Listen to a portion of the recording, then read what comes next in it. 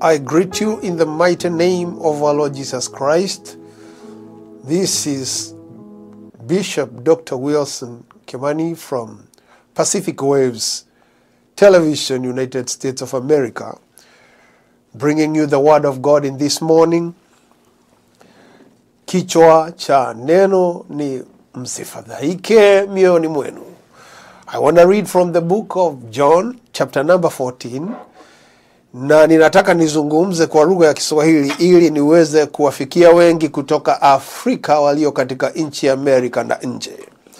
Neno la Bwana linasema katika Yohana 14 mstari wa kwanza, msifadhaike mioyoni mwenu, mnamwamini Mungu, niaminini nami pia.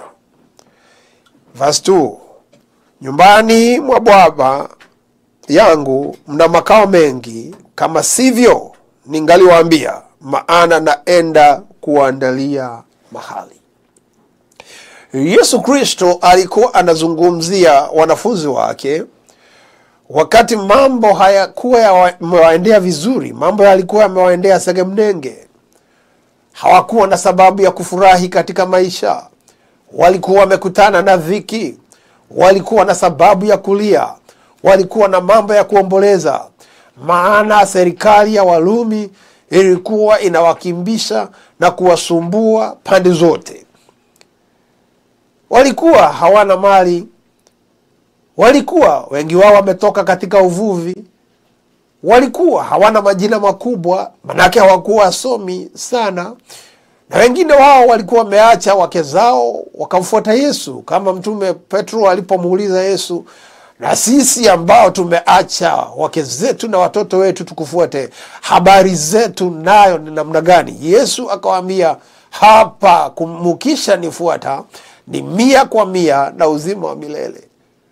Katika maisha ya mwanadamu, hata kama ameokoka, hata kama ni mlokole, hata kama anampenda Yesu, hata kama ameitwa na Yesu mwenyewe, hata kama amechaguliwa na Yesu mwenyewe, lazima kuwe na mambo ambayo yanaweza kumfanya afedheheke, mambo ambayo yanaweza kustua moyo wake.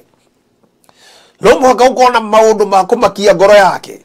Nomu hakaukona maudu megutuma athitoke, agena umereru, agena ihoru, agena kieha, etigire. Na mwathani ni amenyete maudu maya tondu one na arutwo wake bado waliteseka katika mioyo yao, because they did not know how it will be tomorrow. Ndio maandiko inafunuliwa jinsi itakavyokuwa, lakini jinsi inavyojua ni kwamba atakapofunuliwa tutafanana pamoja na yeye.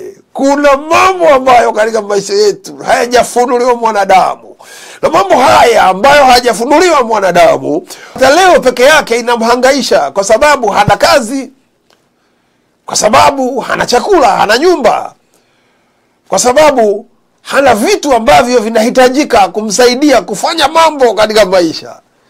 Lakini vivyo hivi Mungu wala yote katika maisha, hana neno la Bwana linasema kwa maana mambo yote yanawezekana kwa Mungu. All things are possible with God. If any person believes, God will do things that have never been seen. Hebrews 11 verse 1, the word of God says, now faith is the substance of things that are hoped for, the evidence of things that are not seen. Every man and every woman who is living today, every young person who is living today, every child that is living today, he must live by faith. Jesus told them that you should believe and not live by sight. Because if you believe, you will see the greatness of God. If you believe, you will see a miracle. If you believe, God will make a way for you even where seems to be no way. Kuna wakati mwingine unatafuta njia zako katika ujanja, unaona haiwezekani kamwe. Ukisikiza jinsi watu wanavyoongea, unafunjika moyo, unafedheheka. Ukiangalia wale watu mazingara ambayo umo ndani yake, mazingara menyewe yanakutisha. Lakini Bwana anazungumza na moyo wako siku ya leo, anasema usifadhaike moyoni mwako. Mwamini Mungu. Mwamini Mungu. Katika television hii ya Pacific Waves, nilipokuwa namuuliza Yesu, hawa watu wako niwaambie nini? Yesu akaniambia, waambie wasifadhaike. Na katika kitabu cha Mathayo 6 mstari wa 25, Yesu akazungumza na wanafunzi wake wakiwa wamehangaika na kufadhaika, akawaambia, therefore I tell you, do not worry about your life, what you will eat or drink, or about your body, what you will wear. Is not life more than food, and the body more than clothes? Bwana anasema usifadhaike, utakula nini, utakunywa nini, utafanya nini? Anakuuliza, je, si uzima ni muhimu? Si uzima, si mwili ni muhimu kuliko mavazi?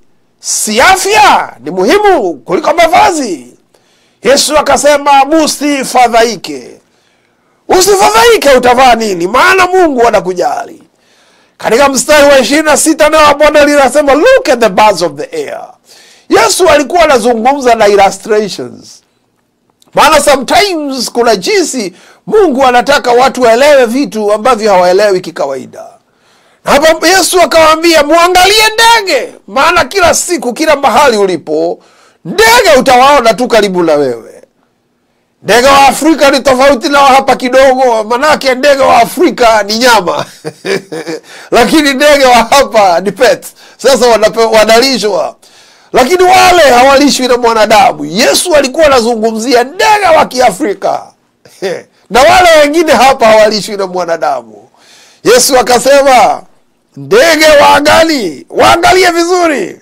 They do not sow, they or reap, or store away the barns. Hawaendi shambani kulima, hawavuni, wala hawana mahali pa kuwekeza chakula. And yet your heavenly Father feeds them.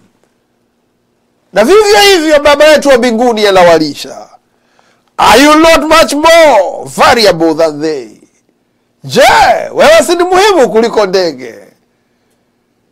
Naongea nawe mzee, naongea nawe mama, naongea nawe kijana, naongea nawe msichana. Kuna mambo yanatisha moyo wako. Kuna mambo yanasumbua moyo wako na nafsi yako.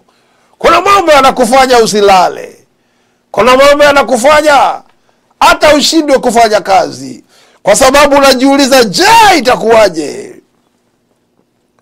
Nimetumwa na Bwana nikuambie, haijafunuliwa jinsi itakavyokuwa. Haijulikani jinsi itakavyokuwa.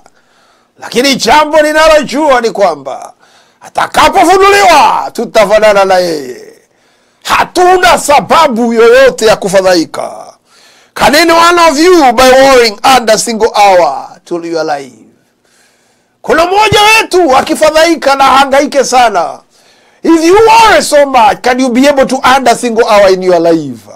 Yesu anasema haiwezekani kujiongezea. Not even an hour, you are not able to earn even a minute. Yesu akasema haiwezekani. Ndipo anasema msifadhaike mioyoni mwenu, mmemwamini Mungu, mumwamini naye pia. Ni muhimu sana kuelewa ya kwamba Bwana anataka tuache maneno ya kujisumbukia, tuweze maisha ya kumwamini. And why do you worry about your clothes? See how the flowers of the field grow. They do not labor or spin. Yet I tell you that not even Solomon in all his splendor was dressed like one of these. If that is how God clothes the grass of the field, which is here today, and tomorrow is thrown into the fire, will he not much more clothe you, you of little faith? Alikuwa anazungumzia Wayahudi, na ndio sababu anawaambia habari ya Suleimani. Anasema hata Suleimani akiwa na hekima kubwa jinsi alivyokuwa nayo, hangeweza kujitengenezea katika mahangaiko, hangeweza kujishughulikia. Alimuhitaji Mungu. Na ndiye anasema, angalieni, mpaka ndege, mpaka shamba, maua yanatokea vizuri, yanatokea akiwa mazuri. Unaangalia kila nguo imetengenezwa rangi za maua, maua ya miti, imechorwa maua. Hata hii nimevaa imechorwa maua, imechorwa miti, kwa sababu kila mtu, kila macho ya mwanadamu yanaona maua ni kitu cha muhimu. Na ndiyo sababu Yesu anasema hata Suleimani kwa hekima yake hangeweza kujua jinsi maua yanamea, yanatokea, yanachipuka, yanang'ara katika huu mti, maua yametokaje. Hiyo sayansi hakuifahamu. Lakini Yesu anasema hata hivyo Mungu Baba yetu anajua jinsi miti inamea maua, anajua jinsi maua yanang'ara, anajua jinsi maua yanakauka, na anajua jinsi yanatupwa. Na anasema na kama anayashughulikia na yanatupwa motoni, je, wewe si ni muhimu kuliko maua? So do not worry saying, what shall we eat, or what shall we drink, or what shall we wear? Hivyo msijali mtakula nini, mtakunywa nini, mtavaa nini. For the pagans run after all these things, and your heavenly Father knows that you need them. But seek first the kingdom and his righteousness, and all these things shall be added unto you. Ni mwa Mungu. Vile vikaratasi unavyohitaji kwa maisha yako ya kufanya kazi na chochote kile, viko mikononi mwa Mungu. Mke mwema, mume mwema ni kipawa kutoka kwa Mungu. Watoto wenye tajriba, kazi zenye tajriba kubwa ni kipawa kutoka kwa Mungu. Kazi nzuri zenye heshima na mshahara mzuri ni kipawa kutoka kwa Mungu. Hakuna jambo ambalo Mungu anaweza kulitazama likamshinda. Hakuna jambo ambalo humpita Mungu nyuma. Nothing. There is nothing that is hidden from God. God knows everything. God sees everything. God understands everything beyond all human understanding. And so the Lord is telling you, seek first the kingdom. Because in life, people, when they are troubled, when people are worrying, they forget about God. They forget about the ability of God. They forget about the power that brought them to the United States of America. They forget about the power that gave them visa. They forget about the power that has maintained them here. They forget about the power that feeds them. They forget about the power that gives them life. They forget about the power that gives them health. And so people worry about tomorrow, and so they don't even have time with God. No time to pray. No time to go to church. No time to worship. The God you used to worship, you have forgotten him. Mungu uliabudu ushamsahau. Hapa Bwana anasema ya kwamba usimsahau Mungu. Kwa sababu ni yeye anakupa nguvu za kupokea utajiri. Unajua hakuna utajiri bila nguvu ya kupokea. Kuna watu ambao walipata mali lakini mali ikakimbia. Maana maandiko yanasema pesa na mali huwa na mabawa. Pesa na mali na mabawa. Kwa hivyo ina wakati inaburuka, sababu ni mabawa, inaburuka, ina fly. The world flies like a bird because it has feathers. Na ndiyo sababu Mungu anasema ya kwamba usisahau ya kwamba Mungu ndiye anakupea nguvu ya kupokea utajiri. Ndiye anakupatia nguvu ya kumaintain utajiri. Ndiye anakupatia utajiri usio na majuto. Maana maandiko inasema the blessing of God maketh rich and addeth no sorrow. If anything that comes in your life is a blessing, whatever that happens in your life, it is a blessing. It will never bring sorrow to your life. Maandiko inasema it maketh rich and it addeth no sorrow. The blessing of God. The blessing of God. Whatever you need in your life is a blessing of God. Whatever you need today is a blessing of God. Whatever you need tomorrow is a blessing of God. In every day of your life, you need a blessing of God. When you wake up, you need the blessing of God. Today, you need a blessing of God. Tomorrow, you need a blessing of God. And if you have accepted the Lord Jesus Christ, if you have committed your life to Jesus Christ, if you have committed your works to Jesus Christ, if you have committed your desires to Jesus Christ, he will fulfill the desires of your heart. And so he said, seek ye first the kingdom of God and its righteousness, and all things shall be added unto you. There are people who are struggling and working very hard to seek the kingdom, but they have forgotten the righteousness. Remember, purity precedes the praise. Oh, that is why God cannot work without holiness, for without holiness no one shall see God. Therefore, if you see people in life, they do miracles, they do great things, yet they live a sinful life, it is dangerous. It is dangerous. It is good to be careful, because it is not a must that whatever power they use is from God. Hey, hiyo likali. It is not a must that it has come from God. Therefore, that which comes from God, it is called blessing. And God blesses the people who have chosen to walk right with him. People who have chosen God. People who fear God. People who walk with him. People who believe in him. People who fear him. In the book of Malachi, chapter number 3, the Bible says, and those people who fear the Lord, they were gathered, and they spoke to one another, to speak to each other, and the Lord was reasoning. And the Lord said, write their names in memorial book of life. Whatever things we do in life, God is very observant. God is very keen. God hears prayers. Where you are walking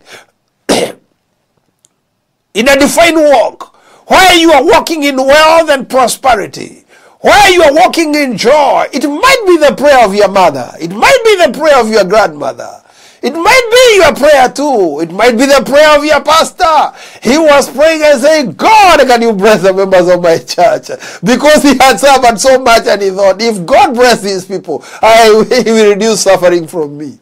So there are sometimes we fail, we as people. When we trouble so much, we are not concerned about others. But we should always remember, life is not all about us. Life revolves about others. Ukifa, ni daktari atasema umekufa. Utakuwa umepelekwa hospitali na mtu. Utatibiwa na mtu. Ukikufa utazikwa na mtu. Mtu ndiye atamwaga mchanga. Hakuna siku utaondokea mtu katika maisha. Hata kama utasema uchomwe, utachomwa na mtu. Hata kutatafutwa pasta ama hata kutafutwa rafiki yako ama jirani ya kuzike. Kwa maisha utahitaji watu. Inaweza kuwa ni maombi ya baba yako ila kusaidia. Inaweza kuwa ni maombi ya mama yako ila kusaidia. Inaweza kuwa ni maombi ya rafiki yako ama mchungaji wako. Na ndio Mungu anasema usihangaike moyoni mwako. Umemwamini Mungu. Umemwamini Mungu. Unaweza kuwa leo hauna mali, utakuwa nazo. Unaweza kuwa leo hauna makara, utakuwa nayo. Unaweza kuwa leo hauna furaha, utakuwa nayo. Unaweza kuwa leo hauna mume, utapata. Unaweza kuwa leo hauna mke, utapata. Unaweza kuwa leo ni mgonjwa, Yesu atakuponya.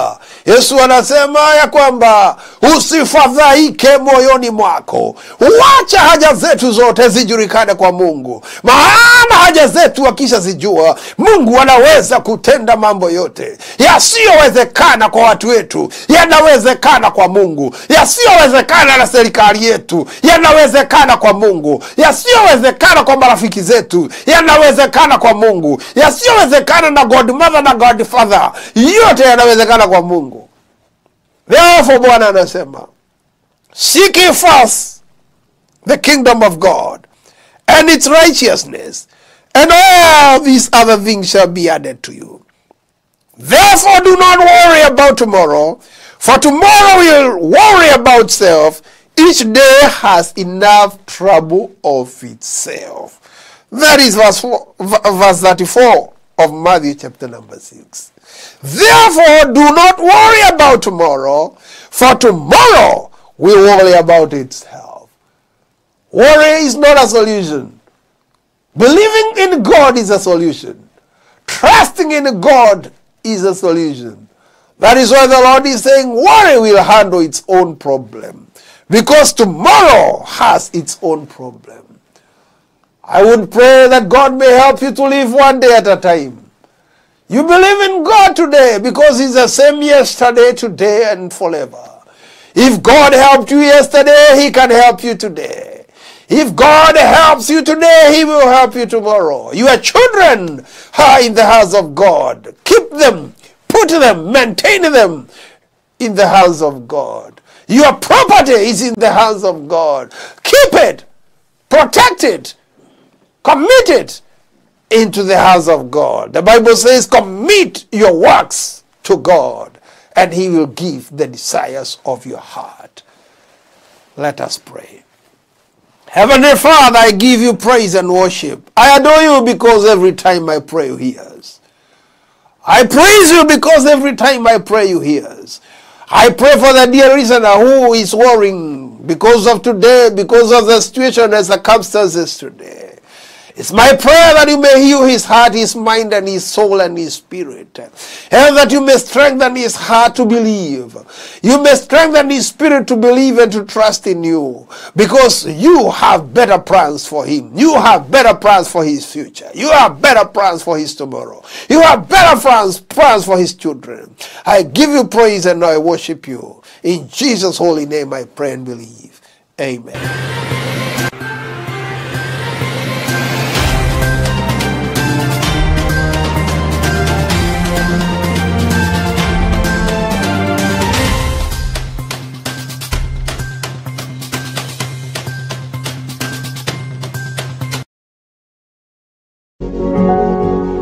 You are watching Pacific Waves Television, USA, a place of nourishment.